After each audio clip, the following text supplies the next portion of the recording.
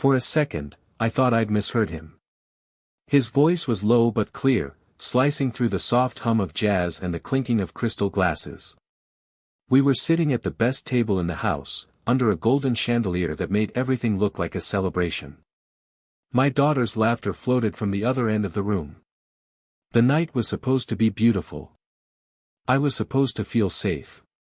But that single sentence, it felt like someone had quietly pulled the floor out from under me. The waiter's eyes didn't shake. He wasn't joking. And in that still, perfect moment, everything slowed down. The wine glass sat in front of me, innocent and gleaming beneath the light. Just one sip, one simple, trusting sip, and everything could have changed. My hands didn't move, but my heart did. A quiet thunder inside my chest. I looked toward the dance floor where my daughter and her husband swayed gently to a song I'd known for 30 years. His arm around her waist. Her head against his chest. It looked like love. But now, I wasn't sure what anything looked like anymore. I'd invited them out to celebrate a milestone in my life. I wanted to make memories. I didn't know I was about to discover just how fragile trust can be. I remember the scent of the room, oak, wine, polished leather. The kind of elegance that makes you lower your voice and forget the outside world exists. I remember the weight of that glass. I remember realizing, with a calm that terrified me, that if I wanted to stay alive, I needed to act like nothing had happened. Before I tell you how that night changed my entire life, how it forced me to rebuild everything I thought I knew about family, trust, and survival. Loudspeaker, make sure you subscribe. This isn't just a story. It's a warning. I leaned back in my chair, let a smile settle on my face like a mask, and watched the man who married my daughter glide across the floor, completely unaware that in that moment, the ground beneath our family had quietly cracked open. I never imagined the story of my betrayal would begin on a night meant for joy. That dinner wasn't just any dinner.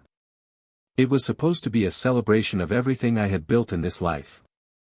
63 years old, a man who had clawed his way out of nothing and turned it into something that mattered. I'd spent decades building a business that became my pride, my legacy. I wasn't rich by accident, I'd earned every scar, every sleepless night, every handshake that came with a risk. That night, I was closing a chapter. I'd sold my company for an amount that still didn't feel real when I said it out loud. My daughter had begged me to let her and her husband take me out to celebrate. "Dad," she'd said with a smile that reminded me of her mother, "you've carried the world on your shoulders. It's time we celebrate you." And so, there we were, at the most elegant restaurant in the city. A place with velvet curtains, candlelight flickering against polished silverware, and a live quartet playing soft music in the corner. The kind of place where everyone talks a little quieter, where every moment feels wrapped in silk. I can still see her face that night. She wore a deep green dress, the kind that made her look like the little girl who used to run to me after school, except she wasn't a little girl anymore. She was a grown woman married to a man I'd welcomed into my family without hesitation. My son-in-law. The man who once stood in front of me, shaking with nervous joy, asking for my blessing to marry her. And I gave it. Because that's what fathers do. We trust. We believe. We love. He looked good that night too. Sharp suit, pressed collar, hair slicked back like someone who had already tasted success. He was everything my daughter thought she wanted, ambitious, charming, smooth with his words. And to be fair, he'd earned my trust over the years. I'd helped him when he started his career. I'd stood up for him when others doubted. I treated him like my own son. Looking back, I should have paid more attention to the little things. The way his smile didn't always reach his eyes. The way he spoke about money as if it was air. How he liked to remind people, we're family, when money was involved. Those were small cracks in the wall I chose to paint over. The night of the dinner, my daughter was radiant, glowing with pride. She'd whispered to me, "I'm proud of you, Dad. I hope you finally rest." And in that moment, I wanted to believe her. I wanted to believe both of them. I wanted to believe that love, loyalty, and blood meant something unshakable. I told them about my plans that night. Retirement. Travel. A few months away to breathe after years of carrying an empire. My daughter squeezed my hand with excitement. But when I looked at him, my son-in-law, I saw something flicker across his face. It wasn't joy. It was something else, something quieter, colder. Ambition has a smell when you've lived long enough. It's subtle, like smoke before a fire. I smelled it that night. I brushed it off. After all, this was family. He'd been a part of my daughter's life for nearly a decade. I'd trusted him with holidays, birthdays, plans, dreams. Never once did I imagine he'd be capable of anything that could tear the ground from under me. I raised my glass for a toast. To family, I said with a smile that came easily then. And to new beginnings. He clinked his glass against mine, and his smile was perfect. Too perfect. If someone had told me then that in a matter of hours, I'd be looking at this man not as family but as a threat, I would have laughed. But life has a way of showing you how fragile the word family can be. I didn't know that beneath the warmth of that golden light, behind every soft laugh and clink of crystal, betrayal had already taken its seat at my table. And I had unknowingly invited it in. It happened in seconds. Quiet, almost invisible to everyone else in the room. He leaned forward with that polished grin, the same one that used to make my daughter blush, and said, "I'll be right back." He pushed his chair back gently, like a man with nothing to hide, and walked toward the restroom. My daughter excused herself a moment later, laughing about needing to fix her lipstick. I sat alone for the first time that night. Just me, the wine, and the music. The restaurant glowed softly, that kind of glow that makes everything seem harmless. My hand rested on the stem of the wine glass. I didn't lift it. I didn't even know why. Maybe something in me, some quiet, buried instinct, kept me still. And then I felt a presence beside me. The waiter, tall, quiet, professional, leaned down just enough so that only I could hear him. His voice was calm, but I'll never forget the weight in it. "Sir." I saw him pour something into your wine. My heart stopped. Literally. There was a silence inside me that swallowed everything, the music, the chatter, the flicker of candles. All I could hear was the sound of my pulse hitting my ears like a slow drum. "What did you say?" I asked, careful, measured, the way a man asks a question he already knows the answer to. The waiter's eyes didn't shift. He didn't blink. "Your son-in-law. When he passed your table, he poured a clear liquid from a small vial into your glass. I thought it was part of your order. But, it didn't look right." For a moment, I stared at the glass. The ruby-red surface shimmered under the chandelier like nothing had happened. Just wine. Just a drink. Just another night. And yet, now, it looked like a trap waiting to be sprung by my own hand. 1,000 thoughts collided in my mind. Why would he? What could he gain? Is this a mistake? But beneath those questions was a colder, sharper voice, one that whispered, "You already know." I forced my face to stay calm. Years in business taught me how to smile when I wanted to scream. I looked at the waiter, gave the smallest nod. "Thank you. Don't say anything else." "Not yet." He stepped back, melting into the shadows like nothing had happened. I leaned back in my chair, every breath measured. Across the room, my daughter was laughing about something, holding her clutch, glowing like the night was perfect. My son-in-law stood by the bar, smiling at another guest, his shoulders relaxed, his hands in his pockets. He doesn't know I know. That thought anchored me. It gave me just enough strength to steady my heartbeat and hide the storm inside. I stared at the glass again. That single glass now held a question between life and death. One sip, and the rest of this story would have been told by someone else. My fingers slid away from it. When they returned to the table, I smiled. Just like always. My daughter talked about a vacation she wanted us to take. He laughed, leaned toward me, and said, "You look good tonight, Pops." And I, sitting there with a poisoned glass of wine inches from my hand, laughed too. Because in that moment, I made a choice. I wouldn't be his victim. I wouldn't give him the satisfaction of watching me fall. Something inside me shifted that night. The part of me that trusted, that wanted to believe in family no matter what, it went quiet. In its place, something colder and infinitely sharper opened its eyes. The game had changed. And I was done playing fair. I sat through the rest of that dinner with a steady smile on my face, but inside, it felt like a quiet war had just started. Every word they said after that whisper from the waiter came to me like echoes through water, soft, distant, and somehow dangerous. He laughed like nothing had happened. She touched his arm the way she always did. He called me Dad like it still meant something. But I couldn't unhear those words. I saw him pour something into your wine. The glass remained in front of me, untouched, a silent witness to what almost happened. My hand never went near it again, though I made sure it looked like I had. Years of negotiations had taught me how to pretend. How to keep the surface calm even when the ground underneath was crumbling. I watched him carefully. Every glance. Every movement. The way his eyes flickered toward the glass a few times, just for a second, like he was waiting for something. Waiting for me to drink.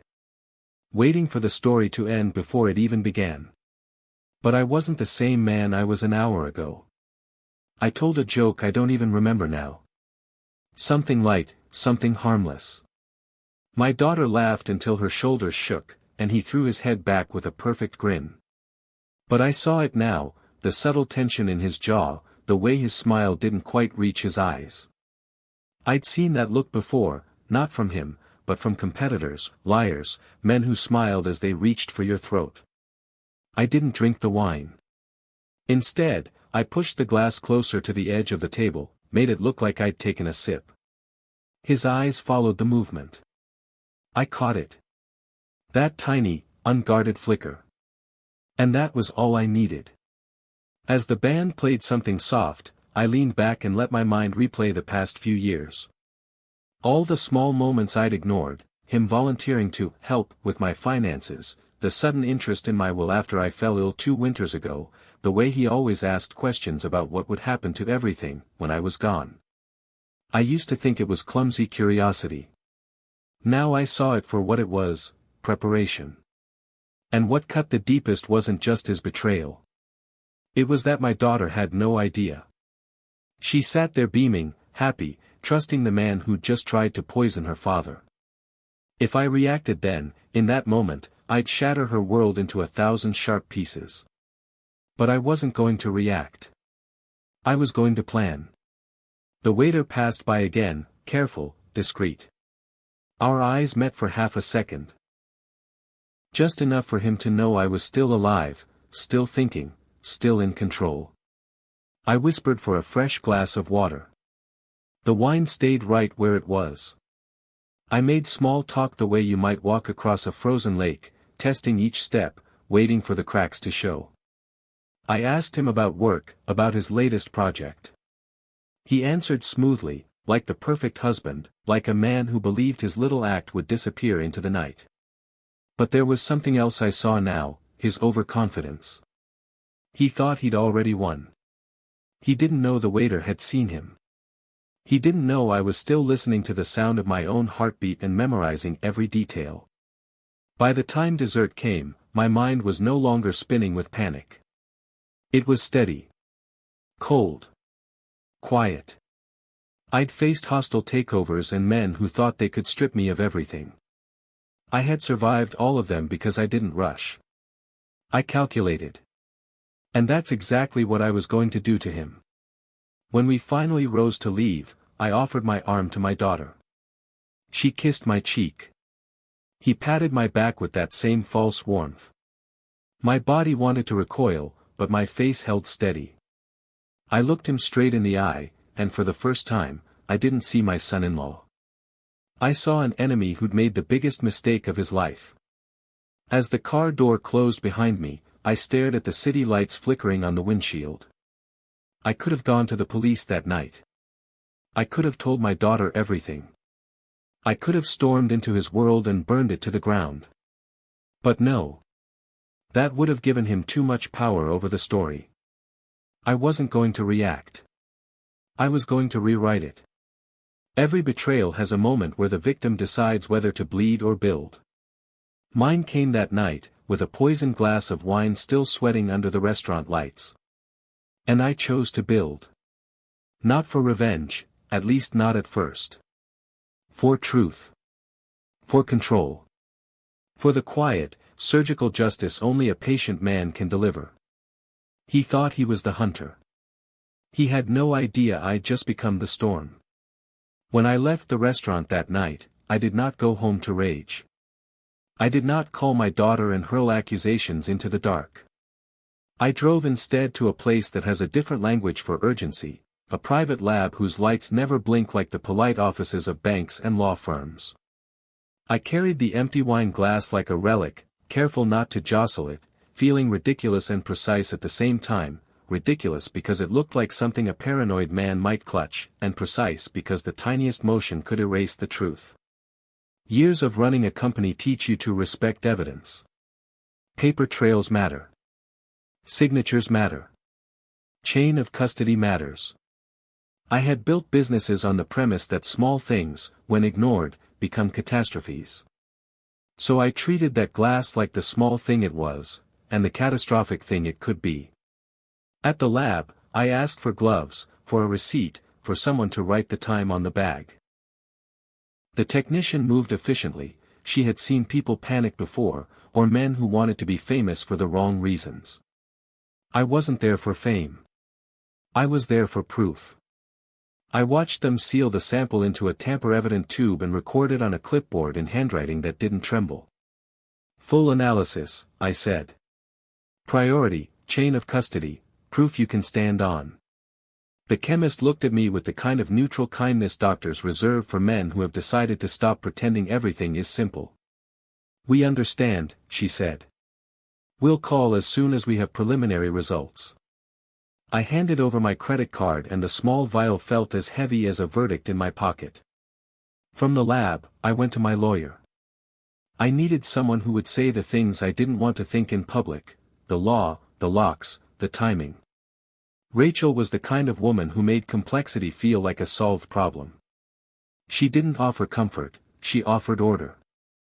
We sat across from each other in her glassed office while the city moved in little anonymous currents outside. I told her the facts without embellishment, the waiter, the vial, the glass, and I watched her build a scaffold from them, lab results, time-stamped receipts, witness statements, temporary freezes on accounts, immediate revocations of authority. First, secure the evidence, she said, folding the notes like she was arranging surgical instruments. Second, limit access. Third, prepare escrow. Fourth, document everything. We cannot act on feeling, we act on fact. Facts, Francis, not fury. I liked that. Her voice was a valve that let pressure out in sensible increments. It taught me to breathe in a way I hadn't needed to for years. Back home, the apartment felt like a house with all the lights on and the doors open to a stranger. I walked each room with a checklist running in my head, keys, fobs, spare passwords, power of attorney forms tucked in drawers. Machines I'd once trusted, the bank's trusted party feature, the online profile under my name, suddenly looked like a set of stage doors someone could pull open with a counterfeit key. I photographed every document I could find, labeled them with the time and the smell of my own hands, and then I moved on to the accounts. There are humiliations in being a man who has to re-architect his own life at 63. I called banks and instructed holds, I asked for medallion guarantees and forms mailed with signatures. I sat on hold and listened to commercial music I used to hate and now found oddly companionable. I changed passwords to ones I hadn't used since I learned to hate convenience. I placed a small chunk of cash in a temporary escrow account and arranged for wire transfers to require two-step verification I controlled. The things that would have once felt petty, a locked box here, a separate bank account there, now felt like the difference between breathing freely and being smothered with invisible hands. It wasn't all paperwork. Part of this work was human. I called the concierge in my building and asked that no one be given access to my floor without explicit authorization from me or my counsel. I asked the restaurant to preserve footage and give me a copy. I called the waiter back and asked him to write, in his own hand, what he'd seen and when he'd seen it. He did it without flourish. Men who work service learn that truth is currency, they handle it soberly and put it into a drawer. Night crept in like a patient accomplice. I sat at my desk with a pile of receipts and documents, and I made lists the way I'd once made product roadmaps, dependencies, risks, mitigations. Lab, lawyer, locks, the 3 words I had scribbled in the first hazy hour after the waiter spoke. I assigned them to time boxes, lab by noon, lawyer by 1, locks by 3. There was an engineering logic to survival that felt familiar and oddly comforting. But privacy had a cost. As I rebuked the access my son-in-law had enjoyed, a small, sharp thing nicked me. Where does protection end and alienation begin? I thought of my daughter asleep in a world that still trusted her husband. I thought of how often kindness can be mistaken for weakness. Each revocation, each change of beneficiary, felt like I was building walls between my child and her life. It hurt. That hurt sat beside a deeper, harder feeling, the betrayal of a person I had let into my home, my bank, my holidays.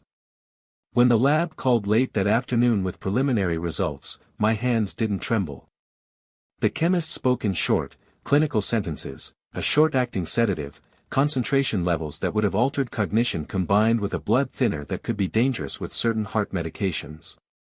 The words landed with the hollow ring of something I already suspected but had not wanted to name. The lab would provide full confirmation, they said, and the paperwork would be ready to lay before anyone who needed to see the truth. Chain of custody immaculate. Samples logged. Time stamped. Proof changes how people move in the world. Before proof, suspicion is a rumor that keeps you up. With proof, suspicion becomes a lever. I felt a strange clarity then, like a man who had been underwater finally letting his lungs fill. The room no longer felt as heavy. The list on my desk no longer looked like random errands, it looked like an armor suit being assembled. I thought, briefly, of the childish image of my younger self, cocky, full of certainty, and I laughed without humor. If age teaches anything, it's that survival is rarely dramatic, it is mostly administration. The small, steady efforts add up. Gather the facts, document the truth, lock the doors. Protect the future you still want to have. There was one more thing I did that evening that felt less like administration and more like ritual. I took the tiny screw-top vial the waiter had described, the one the lab returned to me as part of their preliminary protocol, and I placed it into a safe deposit box with a photo of the dinner receipt and the waiter's signed statement. I closed the box with a click that sounded like a punctuation mark. It felt good to close something with certainty. I went to bed that night exhausted not by anger, though there was anger, but by the meticulous, deliberate labor of saving yourself from people you once called family. I slept fitfully, dreaming of small trees planted in an empty field. In the morning, the first line of my notes read, lab, lawyer, locks. It was the same 3 words, but they felt different, no longer a plan, but a promise. When the full lab results arrived the next morning, I didn't feel surprise. I felt confirmation. Sedative. Blood thinner. Dangerous when mixed with cardiac medication. The report didn't just tell me what had almost happened. It told me that my trust had an expiration date I hadn't known existed. I sat at my kitchen table with that paper in front of me, and for the first time in my life, the house felt smaller. The walls that once held family laughter now echoed differently. I'd raised my daughter in this home. Celebrated her wedding. Watched the man who had nearly taken everything from me stand in this very kitchen, smiling like family. That wouldn't happen again. I folded the report with steady hands and placed it into a slim leather folder. It wasn't rage driving me anymore. It was something sharper, clarity. The kind of clarity that comes when you stop pretending people are better than they are. The first call I made was to Rachel. She didn't waste words. "We have proof now," she said. "That changes everything." "I'm not going to shout," I replied. "I'm going to build." Within the hour, we were seated in her office. She had already prepared drafts, new power of attorney revocations, immediate beneficiary changes, trust restructuring outlines. It was like watching a surgeon work. I didn't need drama, I needed precision. "We'll start with access," she said, sliding a stack of forms across the table. "Banking, property, insurance. If anyone, especially him, tries to make a move, it stops dead. No authorizations. No loopholes." I signed the documents one after another, each stroke of the pen pulling a thread out of the net he'd quietly woven around me. Then came the financial restructuring. "We need to move the funds into a structure no one else controls," Rachel continued. "New trust. New rules. Independent trustee. No family signatories." There it was, the sting. Even my daughter would no longer have open access. My love for her had always been her shield. But now that same love could become a weapon if placed in the wrong hands. I nodded slowly. "Do it. Every lock. Every wall." Her eyes softened, but her tone didn't. "Good. We work fast. He won't see it coming." Over the next few hours, my life was stripped down and rebuilt, not with emotion, but with architecture. Old trust. Dissolved. New trust. Built with terms that could survive a hurricane. Beneficiaries. Changed. Accounts. Locked behind dual signatures I controlled. POAs. Revoked. Every single one. It was like pulling poisoned roots out of a garden I hadn't realized was already infested. I left her office with my signature on more paper in a single afternoon than in some entire quarters of my business career. But this wasn't business. This was survival. My next stop was the bank. I'd been their loyal client for decades. I walked in wearing the suit I saved for board meetings, not sentiment. It mattered how I looked. Predators smell fear, institutions respect resolve. The branch manager recognized me immediately and led me to a private room. When she asked how she could help, I slid the legal packet across the table. "Effective immediately," I said. "Freeze joint authorizations. Remove trusted parties. Redirect all notifications to legal counsel and me. No exceptions. No delays." Her brows lifted slightly. "Mr. Alcott, that includes your son-in-law. He's listed on several." "I know exactly who's listed," I interrupted gently. "And that ends today." Something in my voice must have told her this wasn't a negotiation. Within 30 minutes, the locks were in place. My accounts were no longer an open door, they were a vault with a single key, and it was in my pocket. By afternoon, the foundation of his quiet plans was already cracking. Then came the physical world. I changed the locks on my home. Not tomorrow. That day. The locksmith didn't ask questions, he just drilled, replaced, and handed me a new set of keys. I felt the weight of them in my hand, a simple thing, but symbolic. No one walks into my life uninvited anymore. Next, security. Cameras. Alerts. Concierges briefed. If his shadow so much as touched my building without my say-so, I'd know. But as important as the locks and papers were, I knew something else was more critical, the element of silence. If he realized what I knew too soon, he'd shift his strategy. I needed him to keep thinking he still held the cards. So I played the part. I answered his messages with the same warmth as always. I even sent him a text that night, "Great dinner yesterday. We should do that again soon." I imagined his smug smile as he read it. Good. Let him believe the world was exactly as he'd planned. Meanwhile, mine was changing shape beneath his feet.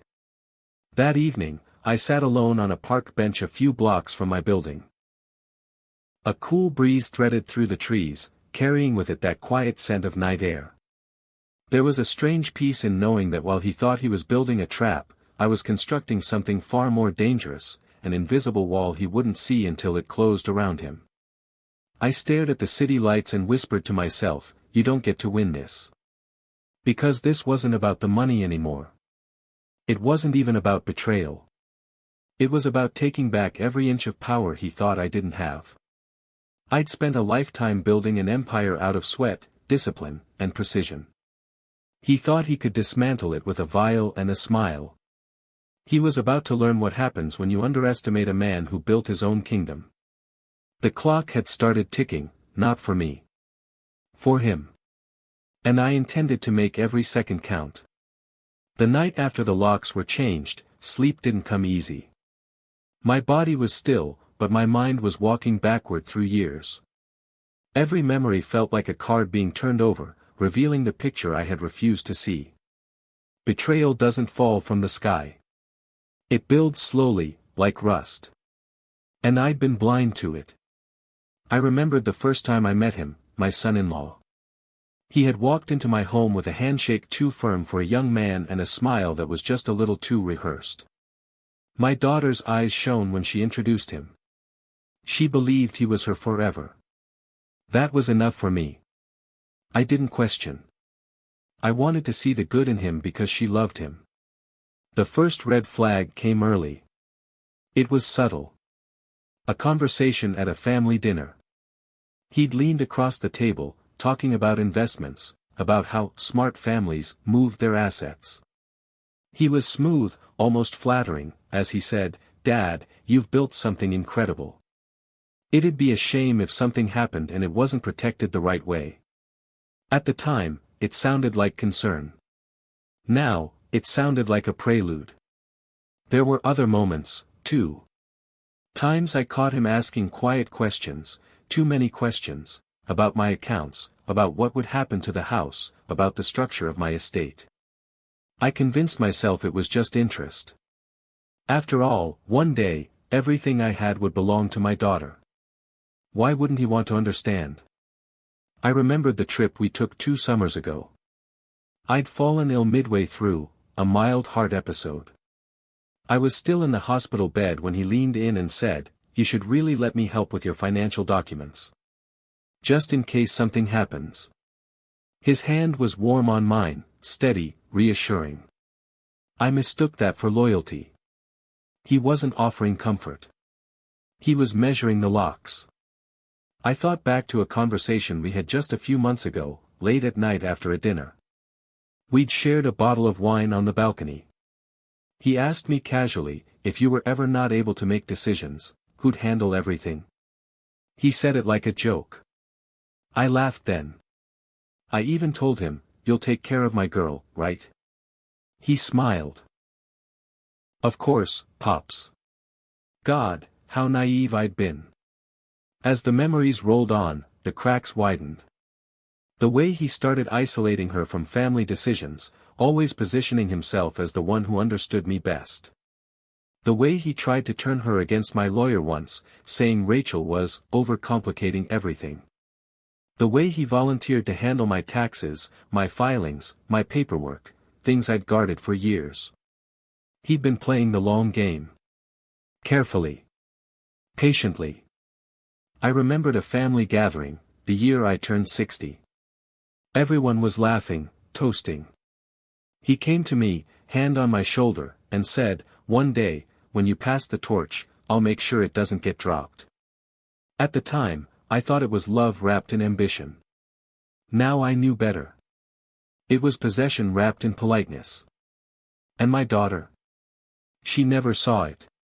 He made sure of that. Men like him are careful. They build trust slowly. They feed their image piece by piece until you hand them the key yourself. And I had.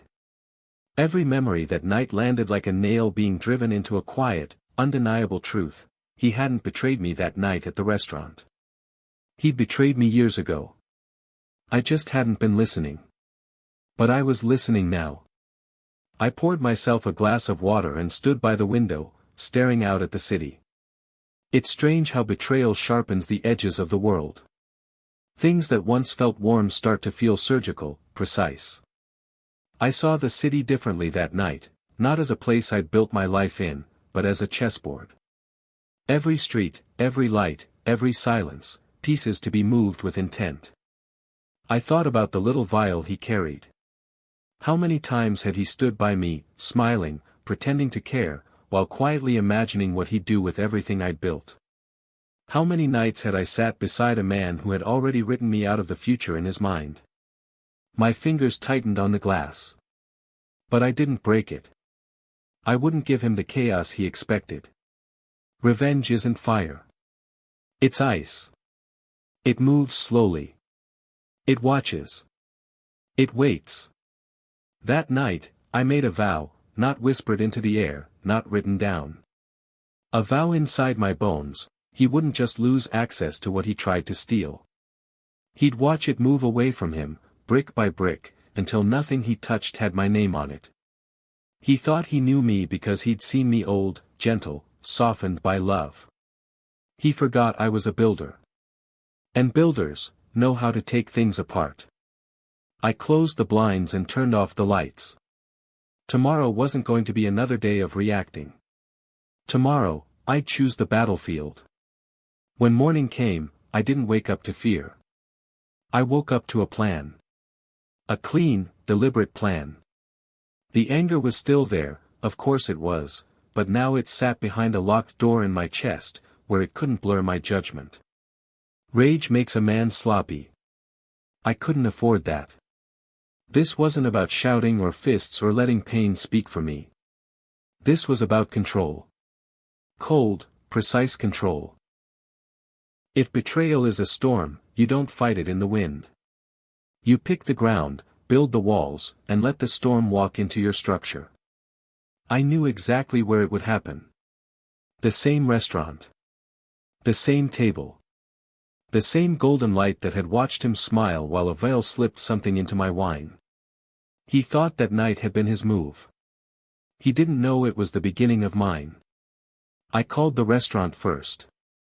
Mr. Riley, the senior floor manager, picked up. I recognized his voice immediately, calm, deliberate, the kind of man who notices things other people pretend not to see.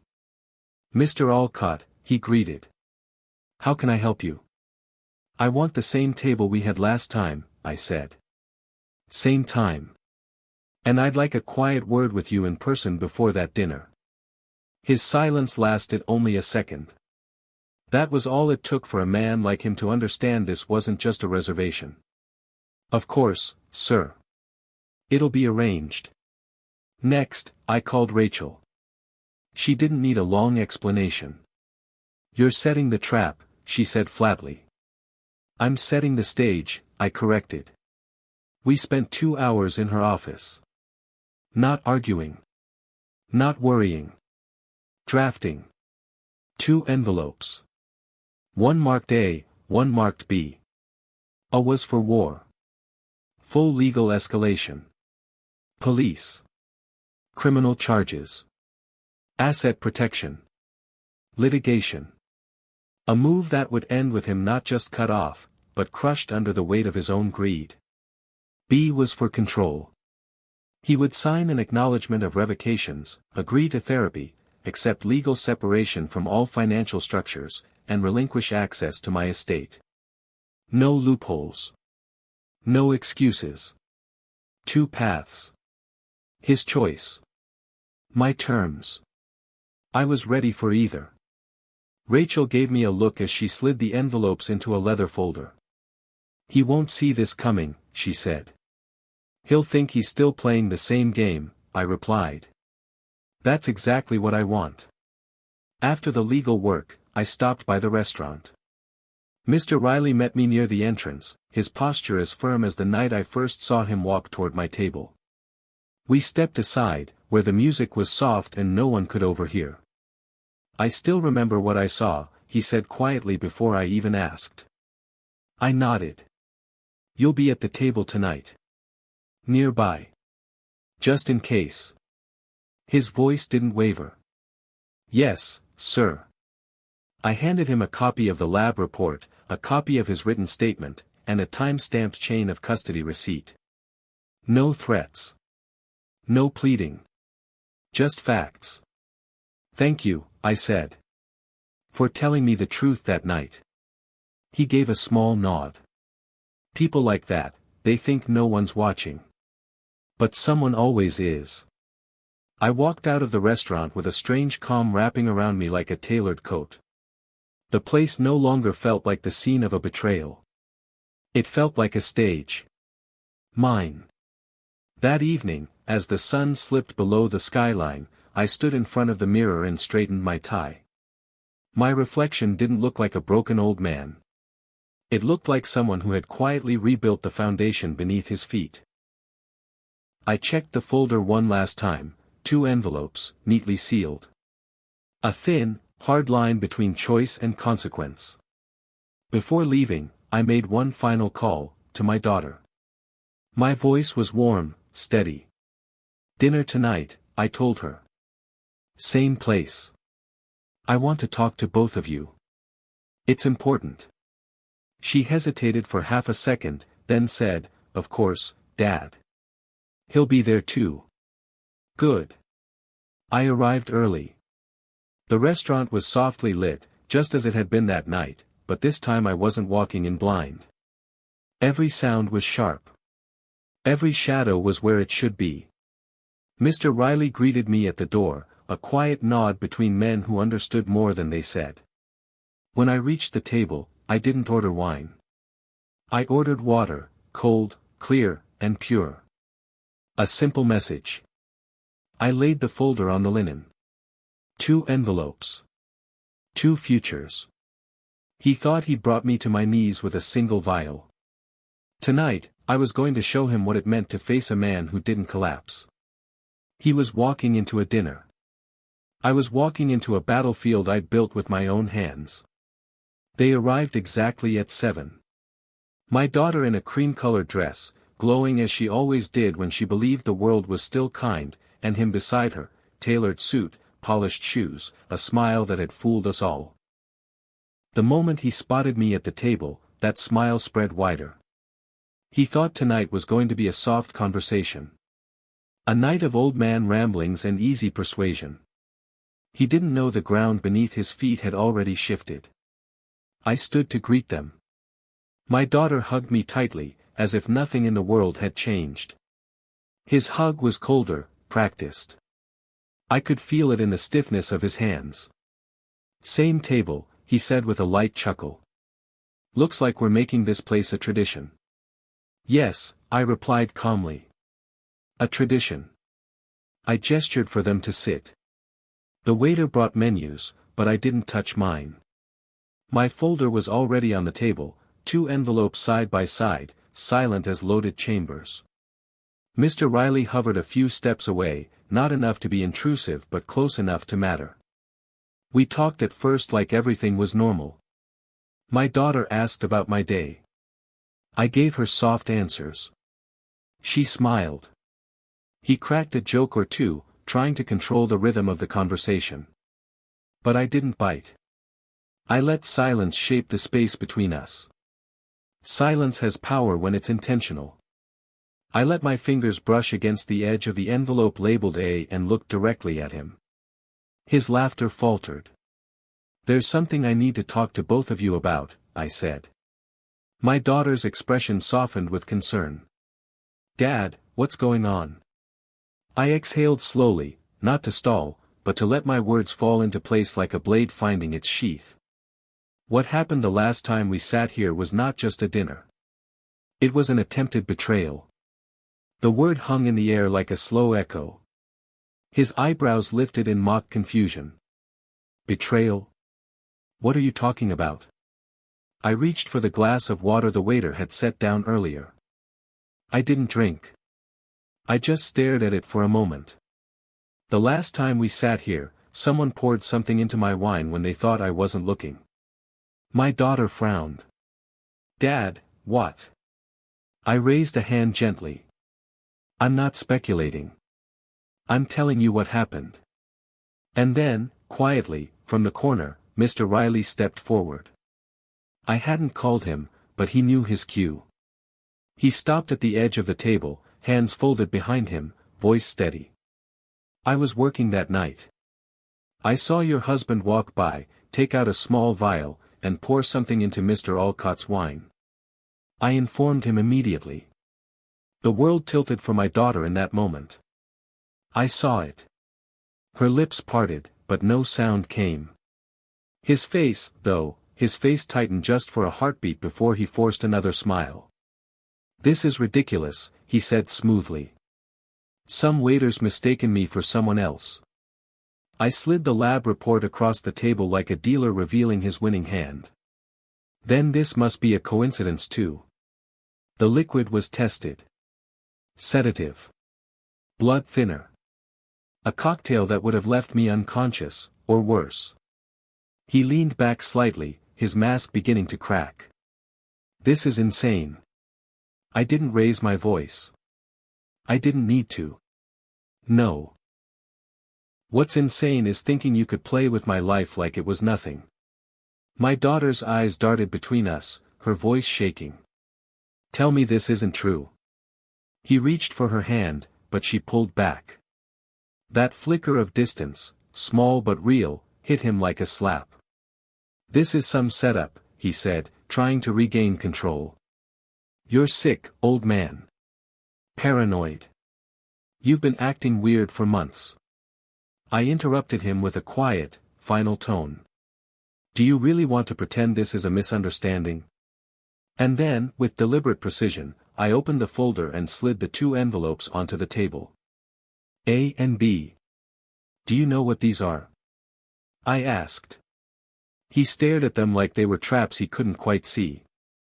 A, I continued, is the path where the police get every piece of evidence I've collected. The lab report. The waiter's testimony. The footage from the restaurant. The financial logs. Everything. That path ends with you in a courtroom, and everything you thought you'd touch, gone forever. His throat worked, but no words came out.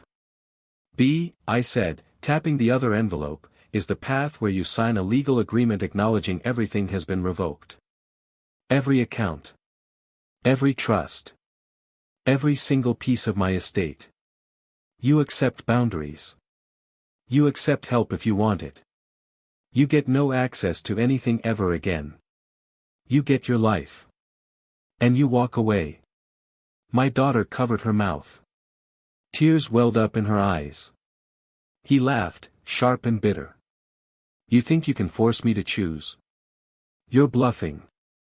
I leaned forward, and for the first time that night, I let him see the steel beneath the calm. I've spent a lifetime building an empire out of nothing. You tried to destroy it with a vial. If you think this is a bluff, then pick A and find out. He went quiet. His confidence was bleeding out of him now, replaced by a flicker of something uglier, fear. My daughter's voice cracked. Why? Why would you do something like this? For once, he didn't have a polished answer. Just silence. The waiter came by quietly and set down 3 plates neither of us would touch. The restaurant hummed softly around us, unaware it was witnessing the final act of a man who thought he was clever. He finally spoke, low and sharp.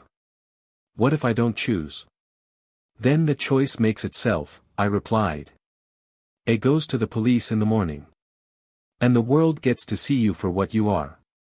His jaw clenched. My daughter's tears slipped down her cheek. He stared at the envelopes for what felt like forever. Then he whispered, what happens if I choose B? You disappear from my estate. You accept a legally binding distance. You rebuild whatever's left of yourself, somewhere that isn't here. And I don't drag your name through every court in this city.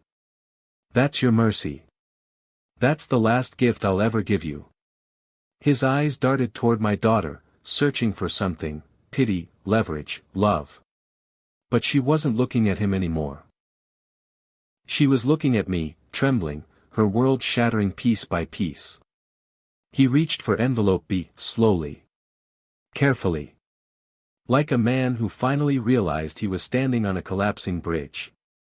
I leaned back in my chair and exhaled. Not out of victory. Out of exhaustion. Betrayal isn't loud. It's quiet. It rots the foundation before it shows its face. As he lifted the envelope, I spoke once more. Understand this, I'm not forgiving you. I'm protecting myself. You walked into this restaurant with a smile once. I walked out alive. This time, you walk out with nothing. He looked at me like a man who couldn't quite believe he'd lost. And the truth was, he hadn't just lost the money. He'd lost the illusion that I was a weak old man who wouldn't fight back. I picked up my water, raised it slightly, and said, "To endings."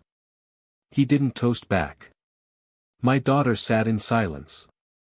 Mr. Riley nodded quietly from a distance, like someone who just watched a storm meet a wall. The night that started with poison ended with power. Mine. When the door of the restaurant closed behind me, the night air hit my face like something clean. Not cold. Not warm. Just clear.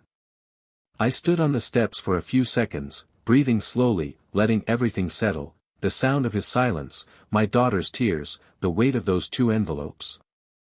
For weeks, I had lived inside a storm I didn't see coming. But tonight, I walked out of it not as a man who'd been broken, but as a man who had decided the storm would not have the final word. The city was quiet. Streetlights flickered down the boulevard, and the breeze pushed at the edges of my coat. I walked toward the small park a few blocks away, the same one I used to take my daughter to when she was a child. Back then, we'd sit on a wooden bench by the fountain, throw crumbs to pigeons, and talk about the world as if it was all kindness. The bench was still there. Same faded wood. Same crooked armrest. I sat down slowly, running my fingers across the grain. The world felt different now. Not worse. Just honest. I tilted my head back and stared at the sky. There were no stars to see, just a soft gray blanket of city light, but I didn't need stars to feel something shift inside me. Betrayal has a way of peeling away the last layers of illusion, and what's left, if you do it right, is clarity. My daughter had stayed behind at the restaurant. She needed answers from him, and I didn't interfere. That conversation belonged to them. This silence, belonged to me. I thought about the look on his face when he realized his game was over.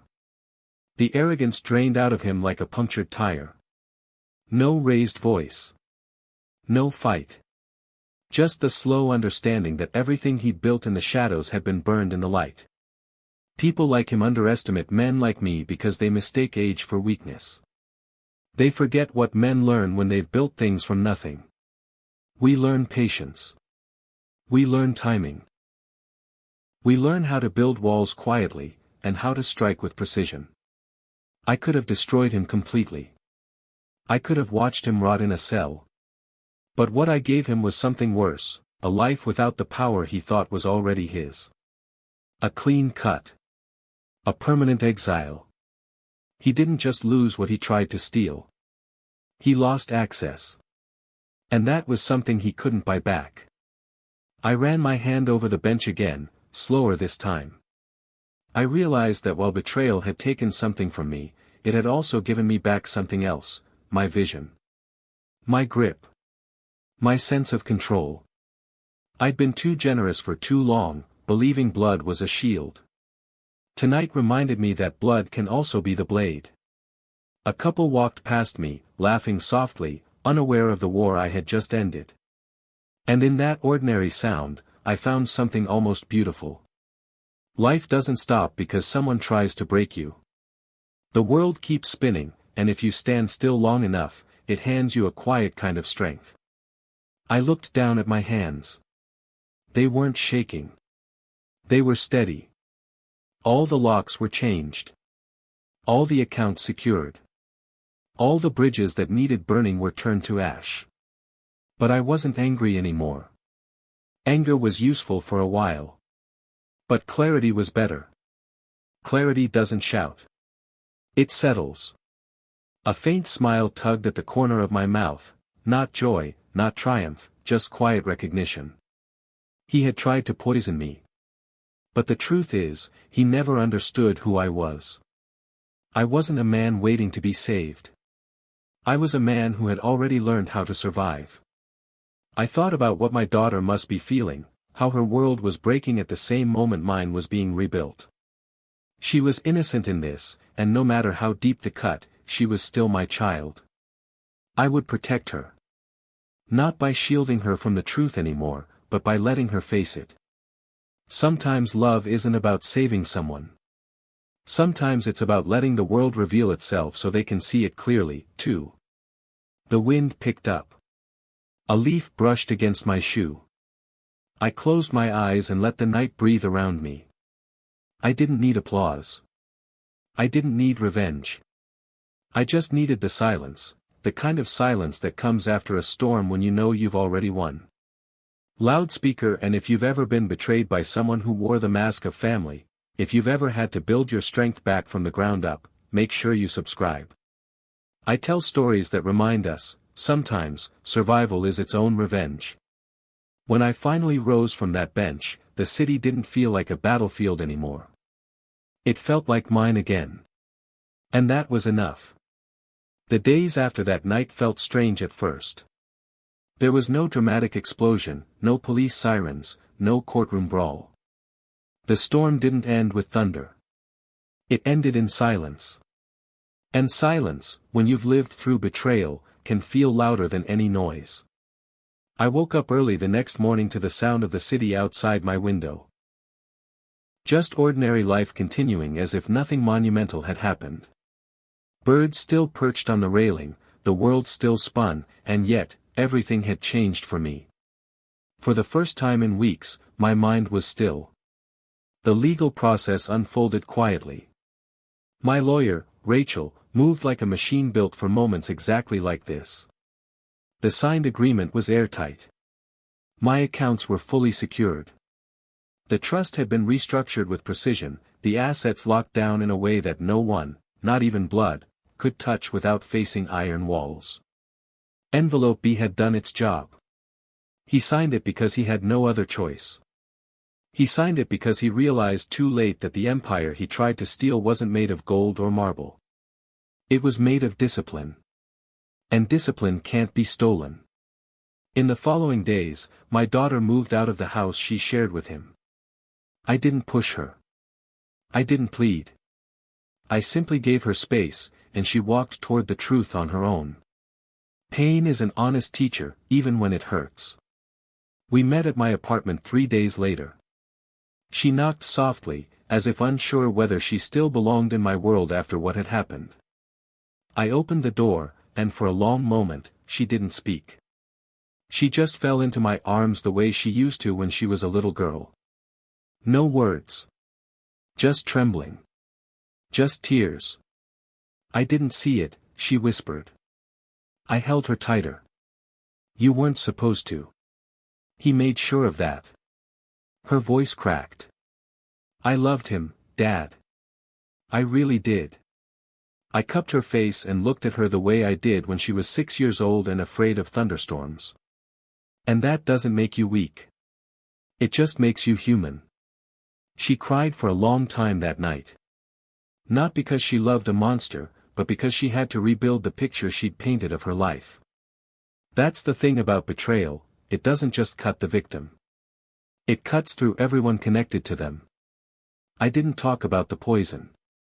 I didn't talk about the legal fight.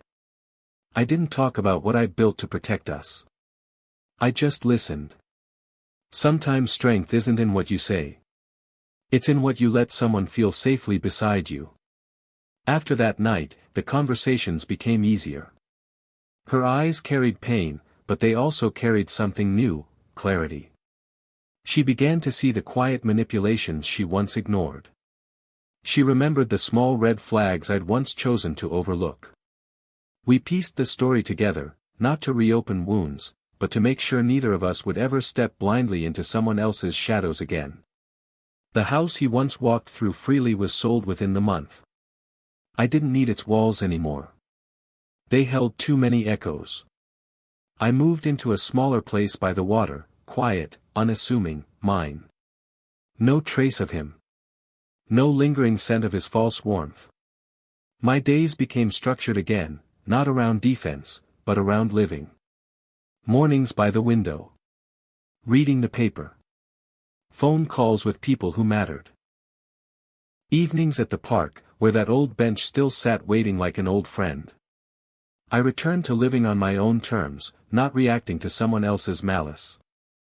I often caught myself thinking, not of the betrayal, but of the lesson. He hadn't defeated me. He'd revealed the strength I'd forgotten I still carried.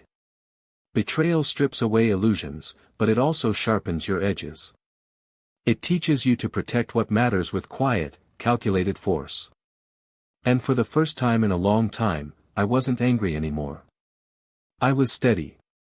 One afternoon, Rachel called to confirm that everything was finalized. All his access had been erased from every document, every account, every legal structure. My legacy belonged solely to me again, and to the people I chose. Not to vultures wearing wedding rings.